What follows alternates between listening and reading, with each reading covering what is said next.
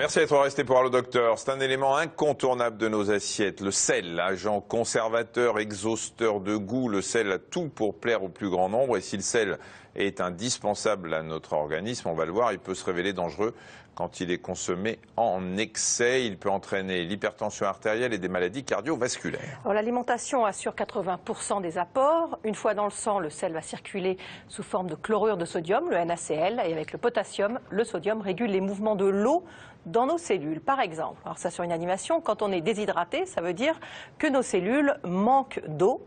Et le rein, au lieu d'éliminer de l'eau dans les urines, va au contraire la retenir pour la redistribuer aux cellules qui ont soif. Et c'est le sel qui va permettre cette réabsorption. Ce mécanisme s'active également au niveau de l'artère rénale pour réguler notre tension artérielle quand elle baisse, Michel. Ouais, c'est ce que vous allez voir ici clignoter. Enfin, le sel intervient aussi dans la transmission de l'influx nerveux et dans les contractions musculaires. Si on dépasse les doses ou que les reins n'éliminent pas ce surplus de sel, eh bien la régulation devient difficile. Il va rester en excès dans l'organisme, ce qui risque de provoquer des pics de tension. La formation d'œdème, les membres vont gonfler, sans oublier que les personnes qui souffrent déjà d'une insuffisance cardiaque ou d'un diabète sont particulièrement sensibles aux effets négatifs du sel. Selon une étude internationale réalisée dans 50 pays, la surconsommation de sel serait responsable de 2 300 000 morts chaque année dans le monde. Et en France, nous consommons en moyenne 10 grammes de sel par jour pour les hommes, 8 pour les femmes. On est donc loin des recommandations de l'OMS qui conseille une consommation maximale de 5 grammes par jour de sel. En France, le PNNS, le Programme national nutrition santé, tente d'abaisser cette consommation à 8 grammes par jour chez les hommes, 6,5 chez les femmes. Comment repérer les aliments les plus salés? Comment consommer moins de sel? Comment garder de la saveur dans les plats sans sel? Pour répondre à toutes ces questions, deux spécialistes. Pierre Menton, qui est chargé de recherche à l'INSERM. Bonjour. Bonjour. Et le docteur Arnaud Cocolle, nutritionniste à l'hôpital de la Pitié-Salpêtrière à Paris. Bonjour. Bonjour. Est-ce que ne pas consommer de sel du tout, ça peut être problématique? C'est indispensable à la vie. On ne peut pas vivre sans sel, comme on ne peut pas vivre sans graisse, etc. Donc vivre sans sel, c'est absolument dramatique et ça peut vous poser des problèmes de santé. Alors les chiffres que vous disiez, comme quoi le sel serait responsable de 2,5 millions de morts, je ne suis pas tout à fait d'accord. D'après l'étude que j'ai vue, c'est 1,5 million de morts qui seraient concernés par... En fait, ça c'est Michel, il est toujours un peu excessif. En fait, là, vous m'attaquez tout de suite au début de l'émission. D'emblée. Bille en tête. D'accord, très bien. Et d'où vous sortez ces chiffres, s'il vous plaît, parce que nous, on les invente pas non plus, voyez-vous. Ouais. D'abord, vous n'avez pas été attentif, j'ai pas eu 2,5 millions, mais 2,3 millions. Bon. Michel, c'est un invité, il faudrait être très, très aimable avec lui, si c'est possible. D'accord, je poserai des questions à l'autre monsieur. Donc, docteur Cocolle, vous dites... Donc, pour revenir, oui, on ne peut pas vivre sans sel. Donc, et sans sel ajouté, est-ce qu'on peut le sel que vous rajoutez, si vous prenez le sel, par exemple, comme ça, du sel à table, ça représente à peu près que 10% de votre consommation de sel. Donc, 80%, c'est du sel présent dans les plats préparés, dans la charcuterie, dans le pain. L'aliment le plus salé dans notre pays, c'est le pain. Donc on peut ne pas rajouter du tout de sel en tout cas. Mais on peut ne pas rajouter de sel et on peut jouer sur les épices, par exemple, qui sont un excellent exhausteur de goût et qui peuvent permettre de diminuer notre salière à table. Pourquoi le sel est-il contre-indiqué pour les personnes ayant de fréquents vertiges, demande Liliane. On reste avec le médecin. Je vous aurais bien posé une question parce que vous m'êtes très sympathique, mais on va, pour l'instant, ce sont des questions plus pour le médecin. Puis il a envie de me coller. Non, alors peut-être que c'est au niveau de la pression artérielle, parce que le sel, l'abus de sel augmente la pression artérielle, comme vous en faisiez mention, et donc il est possible qu'en cas de pression artérielle élevée, vous ayez des vertiges. Donc c'est peut-être dans ce sens-là, mais ça ne va pas agir au niveau de l'oreille interne proprement parler. Florian demande si on peut devenir accro au sel comme on peut être accro au sucre. Alors il y a un phénomène d'accoutumance à la consommation de sel. C'est pas une addiction, c'est bien une accoutumance. C'est le fait de sentir gustativement que l'on mange des aliments qui sont plus salés ou moins salés que ce qu'on a l'habitude de manger d'habitude. Et donc on a tendance à les rejeter. Donc c'est ça l'accoutumance. Et est-ce qu'on a besoin éventuellement d'augmenter un peu les doses pour ressentir le même goût ou pas? Non, pas forcément. Non. Par contre, dès la jeune enfance, on peut être accoutumé à manger des aliments qui ont une certaine teneur en sel, et ensuite, donc, on va rechercher des aliments qui ont ces teneurs en sel. Alors justement, qu'est-ce qui fait qu'aujourd'hui, en France, par exemple, on consomme beaucoup plus de sel que dans d'autres pays, ou que les recommandations? Est-ce que c'est que nos parents, dès le plus jeune âge, nous ont mis du sel et ont fini par habituer notre cerveau? Alors, la consommation de sel en France n'est pas plus élevée que dans les autres pays occidentaux. Donc c'est la deuxième bêtise que je dis en très peu de temps. Très bien. Vous avez fait chacun, c'est bon. Ce que je vais faire, c'est que je vais faire des lancements de sujets. Oui, je c'est bien. me contenter de ça. Voilà. Par contre, la consommation de sel dans les pays d'Afrique ou asiatiques ou sud-américains, par exemple, est beaucoup moins élevée que celle dans les pays occidentaux. Mais dans les pays occidentaux, c'est très groupé autour des chiffres que vous avez cités tout à l'heure. Moins élevé éventuellement parce qu'on met plus d'épices? Non, c'est que tout simplement, ils consomment moins d'aliments transformés que nous, donc les fameux 80% dont vous parlez. Le sel caché. Et ce qui se passe, si vous voulez, c'est que la consommation de sel ajouté, elle commence dès la jeune enfance, dès que le jeune enfant n'est plus allaité au sein maternel. Le lait maternel, comme tous les aliments naturels, contient très peu de sel, un petit peu mais très peu. Et donc à 3 mois d'âge, en moyenne, ou même moins maintenant, dès que le jeune enfant va commencer à consommer, y compris des aliments dits pour bébé, vous avez une consommation de sel qui augmente déjà très fortement par rapport à ce que lui fournirait le lait maternel. Et vous avez ensuite une consommation de plus en plus importante de sel avec les aliments, les sources de sel habituelles dans l'alimentation, pain, fromage, charcuterie. C'est là où c'est important parce qu'on peut agir, jusqu'à 4 ans à peu près, on peut agir sur le goût salé chez les enfants. Après, c'est beaucoup plus compliqué. Une fois que c'est acquis, c'est plus compliqué. Le goût salé n'est pas un goût inné. Contrairement, le goût, plutôt la préférence pour le salé n'est pas un goût inné, contrairement au sucré. Mais pourquoi on disait que les recommandations de l'OMS, c'est 5 grammes par jour de sel? Pourquoi est-ce que finalement le programme Nutrition Santé français se met un petit peu au-dessus? Parce que c'est très compliqué à atteindre ce 5 grammes? Oui, c'est ça. C'est la raison qui avait été avancée. Pour les recommandations que vous citez, c'est celle de l'AFSA, à l'époque, ANSES maintenant, à l'Agence de sécurité sanitaire, qui avait proposé ces seuils-là pour que ce soit réaliste. Puisque partant des chiffres que vous avez cités, plutôt que de dire de descendre à 5 grammes, autant prendre quelque chose de plus réaliste. Voilà. Il y a même des recommandations américaines qui sont de l'ordre de 2 grammes. Ce qui correspond à peu près aux besoins physiologiques de l'organisme. D'accord. Emma nous dit qu'elle a 20 ans et qu'elle consomme énormément de sel. Quels sont les risques à long terme? Les risques à long terme, si elle consomme beaucoup trop de sel, c'est l'hypertension déjà. Donc 1 milliard d'individus dans le monde souffrent d'hypertension et pas le même chiffre.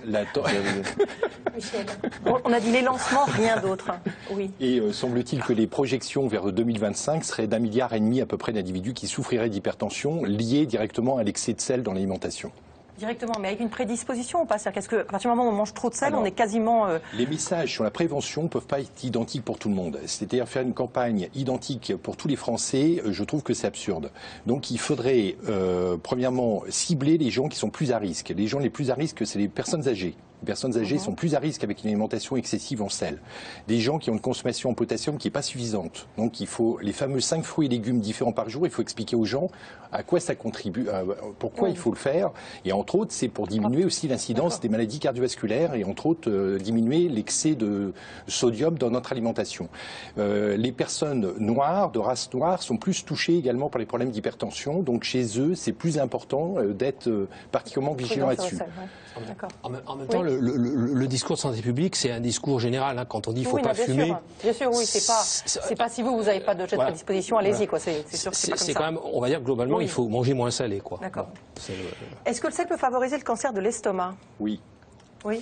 On a eu ça quand on fait les salaisons, les fumaisons. Et dans beaucoup de travaux scientifiques qui sont sortis, on ne tient pas compte, on tient uniquement compte des maladies cardiovasculaires et non pas des maladies associées, dérivantes, comme le cancer de l'estomac, qui est quand même le premier ou le deuxième cancer dans le monde. C'est au Japon qu'il y a le cancer de l'estomac, non? Oui, parce que dans certaines régions du Japon, ils mangeaient très salé, en effet.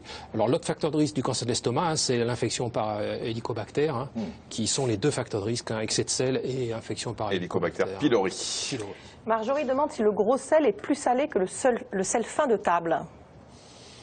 Au goût, comme ça, on a l'impression, mais... C'est du chlorure de sodium pour l'essentiel, donc l'effet sur l'organisme est à peu près le même. Il y aura un peu plus de minéraux autres dans le gros sel. Oui. Est-ce que le sel sans sodium, comme le sucre sans sucre, vendu en supermarché, est si bien que ça, demande William? Alors, il existe, par exemple, ce type de sel, c'est du sel allégé en sodium. Donc ça peut avoir un intérêt, parce qu'ils ont enrichi, dans la formule, ils ont enrichi en potassium, ce qui a vraiment un intérêt, là par contre. Donc les gens qui sont hypertendus peuvent se tourner plutôt vers ce type de sel. Ça a le même goût? Alors, le goût est un petit peu différent, je n'ai pas goûté, je vous avoue. C'est intéressant ou pas? Oui, c'est plutôt intéressant, oui, par rapport à du chlorure de sodium pur. C'est évident que ça permet de diminuer les doses, on va dire. Mais en même temps, rappelons que ça, c'est pour usage à table. Donc ça représente que 20% de l'apport. Ce qui serait intéressant, c'est que le secteur agroalimentaire utilise ce sel-là. On va regarder ça tout de suite, mais est-ce que comme pour le faux sucre, il y a des faux sels? Ou c'est simplement des sels un peu allégés? Non, non, c'est des C'est substituts, quoi, on va dire, D'accord. des substituts de sel, on va dire. Mais Ça- oui, on peut appeler ça des sels allégés, Et quoi. franchement, ça a le goût de sel. Hein. Vous voulez? Non, j'aime pas le sel. Vous êtes gentil, mais j'aime pas ça. Vous n'avez pas le sel du tout. Non, j'aime pas ça. Et vous l'annoncez comme ça aujourd'hui. Bah, vous me demandez de goûter Même moi comme qui ça vous connais aujourd'hui. bien, hein. je ne savais pas. Mais si je sale jamais rien, moi j'aime pas. Vous pouvez lancer le sujet puisque vous êtes là pour ça, Michel. Ok, j'en ai 3 contre moi. Savez-vous que 80% du sel que nous mangeons se trouve dans les plats préparés? Oui, puisqu'on le répète depuis maintenant un quart d'heure. C'est ce qu'on appelle le sel caché, un sel qu'on ne voit donc pas puisqu'il est caché. C'est bien ce lancement, j'aime bien. C'est pas moi qui l'ai écrit. Hein. J'aime bien aussi, Michel. Et pire, on ne le sent pas toujours. Décryptage, Delphine Renaud, Timothée Dorex. Céréales, viennoiseries, charcuterie, pizza ou fromage, tous ces aliments ont un point en commun, le sel. Présent en plus ou moins grande quantité, il n'est pas toujours facile à repérer. Si l'OMS recommande 5 grammes par jour, en France, la consommation moyenne s'élève à 10 grammes. Pour comprendre cet écart, nous avons choisi d'analyser un déjeuner. Au menu, une boîte de pâtes, une salade, de l'eau gazeuse, un velouté de légumes et des biscuits. Nous nous sommes rendus avec notre panier repas chez cette nutritionniste. Alors, une box, 4 fromages. Alors évidemment, le fromage, c'est salé. Donc là, on a 2,88 si on mange la totalité de la boîte. Après, on a des céleris rémoulades, 1,13 g pour 100 g. Là, il y a déjà 2,3 g, plus le pain que vous allez manger avec la soupe qui, lui, est le premier pourvoyeur de sel. Ça veut dire que déjà, rien que la soupe, vous allez être à la moitié de vos besoins quotidiens. Avec près de 8 grammes, ce déjeuner s'avère donc beaucoup trop riche en sel. Si on fait un repas avec tous ces aliments ou ces types d'aliments, on va arriver par repas à l'équivalent de ce qu'il faudrait manger pour la journée. Donc c'est beaucoup trop. Il faut ajouter à ce déjeuner le sel présent dans les autres repas de la journée, et même là où on ne s'y attend pas. Évidemment, on l'attend dans des plats, dans les petits salés aux lentilles, dans des trucs au fromage, etc. Mais on l'a aussi beaucoup plus dans des produits qui ont besoin de relever la saveur, comme des soupes. Mais vous voyez aussi que dans un biscuit sucré, vous avez aussi du sel. Dans les céréales de petit déjeuner, vous avez beaucoup de sel. Donc il faut être vigilant plutôt à ce sel qu'on n'attend pas. Mais ce n'est pas tout. Il faut être aussi attentif à nos boissons. On peut trouver beaucoup de sel dans certaines boissons gazeuses, et notamment dans cette eau-là, qui est une eau de source, qui est naturellement riche en sodium, mais qui est très riche en sodium. Donc 1,8 g, c'est beaucoup. Ça veut dire qu'une personne qui est sensible au sodium, on va lui déconseiller fortement ce type d'eau. Pour éviter de manger trop salé, il faut donc comparer les étiquettes. Et depuis quelques mois, elles sont plus lisibles, car à la place de taux de sodium en milligrammes, est indiqué le sel en grammes. Là, vous avez du céleri rémoulade. Dedans, on a dit qu'il y avait plus d'1 gramme de sel. Dans les carottes râpées ici, prêtes à consommer également, vous avez 0,5. Vous voyez le simple choix. Hein. Prenez ce produit-là au lieu de celui-là, vous avez moitié moins de sel. Il faut aussi éviter de saler ou de ressaler les plats. Moins on mange de sel, moins on a envie de sel. Alors il faudrait petit à petit manger de moins en moins salé. Voilà. Et là, pour ça, il faut que les industriels jouent le jeu aussi et nous proposent des mets moins salés. Même si des efforts sont faits par certains industriels de l'agroalimentaire pour quelques produits, cette démarche reste encore marginale. Les consommateurs qui souhaitent manger moins salé doivent encore se méfier des plats tout préparés. Ah, on lit toujours, hein. C'est vrai que c'est compliqué d'aller lire toutes les étiquettes, donc il faut effectivement au maximum faire la cuisine soi-même. Hein. Oui, il faut privilégier ça, puis manger davantage de fruits et de légumes, je répète, parce que nous ne mangeons pas suffisamment de potassium. J'ai entendu, Monsieur Cocolle. Par exemple, on peut fabriquer son pain soi-même, hein, parce que le pain est une des principales sources de sel, malheureusement. Et il y a maintenant des machines qui permettent de fabriquer son pain soi-même. Un pain sans sel, ça n'a pas beaucoup de goût, quoi. Un pain sans sel de bonne qualité, ça peut avoir un très très bon goût. Quelle sorte de sel privilégier dans son alimentation? Est-ce qu'ils se valent tous? En termes de sel de table... Il y a des sels roses, des sels blancs, des sels de toutes les... se valent tous. Avec des prix, certains hors de prix, ils n'ont pas plus d'intérêt, à part d'être jolis. Il y a un peu plus ce que je disais tout à l'heure, quelques minéraux qui sont en plus, donc vous allez trouver un peu de fer, de choses comme ça pour certains, mais je ne sais pas si ça n'a plus d'intérêt. Quand vous les comparez, il n'y a pas de grande différence, si ce n'est que le packaging est beau et que ça coûte 2 fois plus cher. Voilà. Et la couleur, il y a la couleur avec des petits grains bleus. Oui, c'est ça. Bon. Les sels de substitution sont-ils dangereux pour la santé, Jacques? D'abord, c'est quoi un sel de substitution? C'est ce qu'on a vu. Bicarbonate, alors peut-être. C'est ça qu'ils appellent ou celui avec le potassium aussi. Plutôt ça, et plutôt celui-là aussi qui est riche en potassium. Ça, c'est en grande surface? Alors ça, c'est en grande surface. Ça, c'est un industriel qui est connu d'ailleurs, qui faisait du sel classique, qui se met à faire du bicarbonate comme ça de sodium. Et celui-là, donc, qui a rajouté du potassium, ce qui a un intérêt majeur. Donc, c'est pas si mal que ça. Bon, après, il faut aimer au niveau du goût, quoi. Okay. Mais de toute façon, ce qu'on a dit, éviter de ressaler systématiquement. Donc, il faut d'abord goûter. Puis moi, je pense qu'il faut jouer sur les épices. Les Français ne consomment pas suffisamment d'épices, ce qui serait très utile. Et quand on fait cuire, on va prendre un exemple, on fait cuire des pâtes, on a tendance... alors, il y en a qui mettent pas de sel du tout dans l'eau de cuisson et d'autres qui mettent du sel pour que les pâtes s'imprègnent de ce goût salé. C'est une bataille d'experts, là. Oui, c'est une bataille d'experts italiens, mais est-ce que finalement la quantité de sel présente dans la pâte, dans les pâtes, est la même?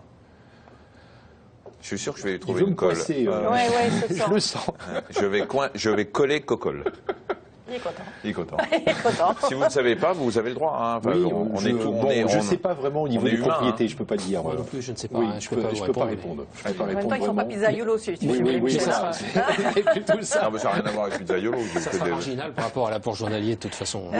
Eric demande pourquoi on ne fait pas une loi qui réglemente l'utilisation du sel par les industriels. Alors ça, c'est la grosse question qui existe depuis maintenant 13 ans, puisque les recommandations de l'Agence de sécurité sanitaire des aliments datent de début 2002. Donc nous sommes en 2015 et au jour d'aujourd'hui, il n'y a eu en effet aucune réglementation mise en place pour contrôler les teneurs en sel dans les aliments transformés. Donc dixit le ministère de la Santé, tout est basé sur l'autodiscipline et le volontariat du secteur agroalimentaire pour faire évoluer les choses. On voit que ça n'évolue pas depuis 13 ans, donc on voit mal pourquoi ça se mettrait à évoluer aujourd'hui. Donc le consommateur est en effet tout seul, en gros, devant l'offre qui lui est proposée sur les rayons de supermarché ou à la boulangerie, et puis voilà quoi. Et c'est un moyen, vous savez que le sel retient l'eau, donc c'est un moyen aussi de faire payer plus cher quand même un produit qui va être plus lourd. Ouais. Une consommation exagérée de sel peut-elle être responsable d'une déminéralisation. Pourquoi vous mettez des mots comme ça? C'est pas moi, c'est Abdel Ghani qui a mis ça. Ouais, une déminéralisation osseuse, autrement dit une fragilité de l'os. Alors, tous les aliments salés vont acidifier notre sang. Donc, vous allez avoir un pH qui va être acide, en fait, avec les aliments salés. Donc, notre alimentation est trop acidifiante.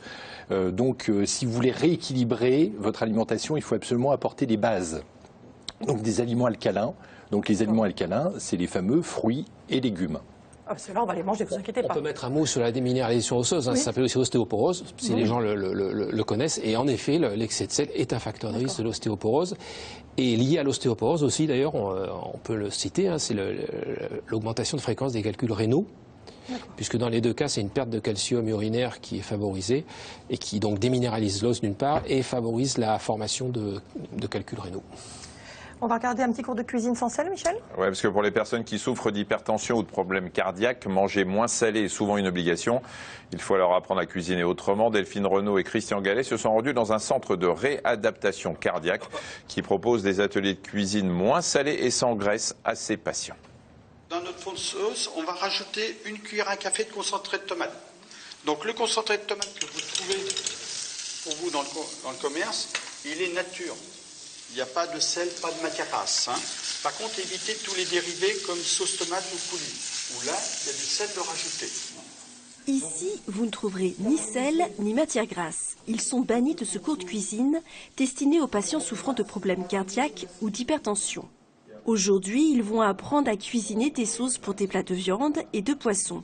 Mais les habitudes alimentaires sont tenaces. Le sel, vous le mettez à la fin? Quand vous rajoutez du sel au dernier moment dans un plat, dans une assiette, qu'est-ce qui se passe? Souvent, il est mal réparti et vous avez tendance à en rajouter davantage. Donc, le peu de sel que vous allez utiliser, il faut mieux le mettre au départ de cuisson. Il sera mieux réparti dans l'ensemble du fond de sauce. Alors, vous pouvez vous placer à votre poste. Pour moi, ça a été une découverte, le sans-sel. Parce qu'avant, vous cuisiniez qu'au sel? Avec beaucoup de sel. Sur des œufs au plat à sel, poivre, dans les pâtes, dans la purée. J'utilisais le sel énormément.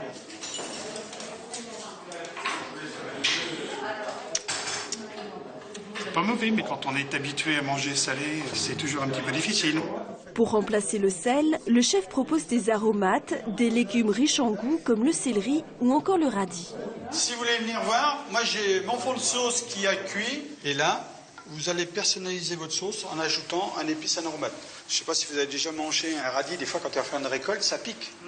Et ça pique souvent sur l'arrière de la langue. Ben ça, c'est des sels minéraux.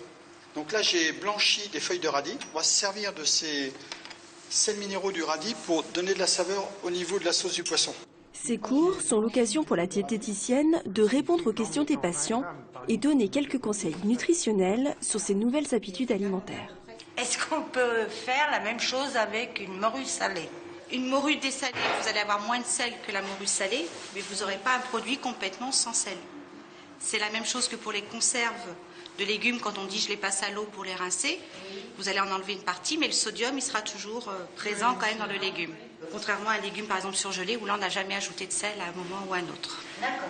En fait les gens ils sont très demandeurs d'informations par rapport à je vais faire mes courses, qu'est-ce qu'il faut que j'achète ou pas, donc ça c'est plus le côté un peu théorique. Et après l'autre partie c'est oui mais qu'est-ce que je mange, enfin comment je prépare, puisque vous me dites j'ai pas le droit au sel, j'ai pas le droit aux graisses, comment je fais pour préparer. Donc là c'est un petit peu notre force de pouvoir leur montrer, non au contraire faut y manger des sauces tous les jours, avec le poisson, avec les viandes. Entre l'hôpital et ici, je suis resté 2 semaines chez moi, où on m'a dit pas de matière grasse, pas de sel.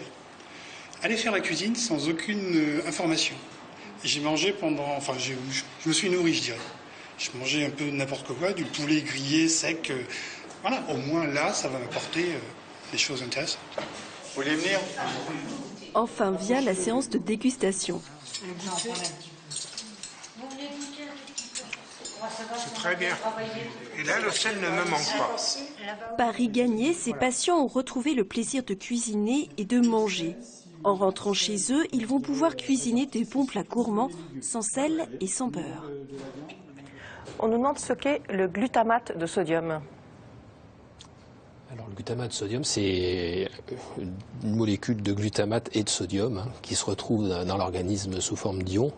Alors le problème, c'est pas tellement le sodium, parce que les quantités de glutamate de sodium ajoutées dans l'alimentation sont quand même assez faibles par rapport au chlorure de sodium. C'est plutôt le glutamate, à mon avis, qui pose problème. C'est ça qui donne des maux de tête et des... Voilà, par exemple, c'est typiquement ce qui va donner les maux de tête dans la cuisine chinoise. Ouais. Ah bah moi ça m'embête. Mais je sais, j'allais parler de vous, Michel, à l'instant, en disant, le pauvre Michel, c'est ça qui lui donne mal à la tête. Il y en a dans les bières chinoises. C'est possible, oui. Et c'est terrible, parce que vous avez l'impression que vous avez une barre, non, c'est les tempes qui se resserrent. C'est un phénomène. La vie de Michel n'est pas toujours simple. Geneviève demande quelle quantité de sel il y a dans 100 grammes de pain. D'abord, c'est combien 100 grammes de pain? Ça fait quoi? Ça fait une baguette? Un dixième de kilo. Un tiers de baguette. Un tiers de baguette. Il y a quelle quantité de sel dedans? Alors, si vous voulez, une baguette, c'est typiquement 5 à 6 grammes de sel. Oui. Donc, une baguette, c'est la dose de la journée? C'est ça, le sel? Oui, tout à fait, oui. D'accord. On mange rarement une baguette entière. Non, mais ça donne bien une idée, parce qu'il y a beaucoup de gens qui mangent un tiers de baguette dans la journée. Ça fait déjà beaucoup. Ouais. Comment consommer de l'iode sans consommer de sel? Parce que effectivement, le sel est enrichi en iode. C'est marqué partout d'ailleurs, iodé, pour apporter les doses nécessaires. On rappelle que l'iode est importante pour le fonctionnement de la thyroïde. Surtout pour les femmes enceintes aussi, puisque les besoins sont supérieurs. L'iode, il suffit de prendre des produits aussi, fruits de mer, etc., classiques, qui contiennent de l'iode. Donc, je ne sais pas, où est-ce qu'il y a de l'iode d'ailleurs Non, sur les produits de mer, oui, non, mais même n'importe quel poisson va contenir un peu d'iode. Hein. Oui, voilà. Caroline demande si le risque d'infarctus est augmenté si on consomme trop de sel.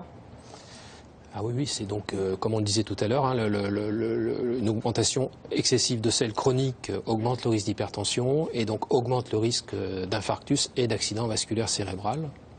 Il faut savoir aussi que l'excès de sel augmente le risque d'accident vasculaire cérébral et d'infarctus indépendamment de la pression artérielle. Donc vous avez les deux effets, des effets directs sur la paroi vasculaire qui va la rigidifier, qui va poser des problèmes au niveau cardiaque également. Donc vous avez plein de facteurs qui vont faire que ça va augmenter le risque d'accident cardiovasculaire. Par contre, on ne sait pas si diminuer l'apport en sodium est forcément bénéfique tout le temps sur la pression artérielle et sur les maladies cardiovasculaires. Il y a certaines études discordantes et certains auteurs disent qu'il ne faut peut-être pas forcément baisser de trop. C'est-à-dire que la teneur optimale serait entre 1,5 g et 2,5 g de sodium par jour. Oui, mais de toute façon, on en est très très loin. De sel par jour, je veux dire. On en est de toute façon très loin. Oui, on en est très loin. Mais descendre trop ne serait pas forcément bénéfique. Merci beaucoup à tous les deux d'être venus. Merci à vous. Merci. Demain, dans Le Docteur, on répondra à toutes vos questions sur la cortisone. Je ne fais pas mon ménage avec le sel, d'ailleurs. Et un petit appel à témoins, Michel. Oui, vous êtes comme Marina et moi en couple depuis plusieurs années et comme nous, vous avez à un moment rencontré l'un ou l'autre des problèmes de libido.